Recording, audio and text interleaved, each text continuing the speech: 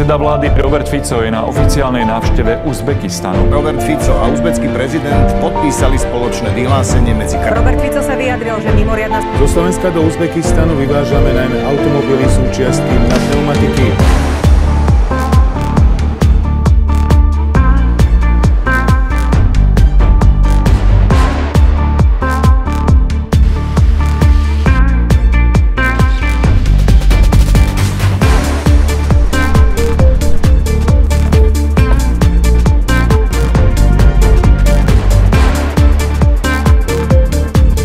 Уважаемый господин премьер-министр, рад вас приветствовать.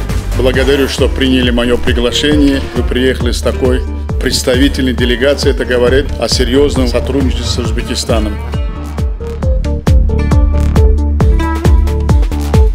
Мы очень серьезно готовились. Мы подпишем исторический документ, декларацию об установлении отношений стратегического партнерства между Узбекистаном и Словакией. Ja vám chcem zablahoželať k vašim suverénnym postojom a chcem vám zablahoželať k tomu, že pod vašim vedením vaša krajina neúryteľne napreduje. Je úžasné, akú stabilizujúcu úlohu zohrávate v Strednej Ázii. Chcem vám zaželať, aby vám táto politika a tento prístup vydržal čo najdlhšie, pretože evidentne prináša prospech vašim občanom. Ваш исторический визит в Узбекистан заложит новую эру нашего стратегического партнерства.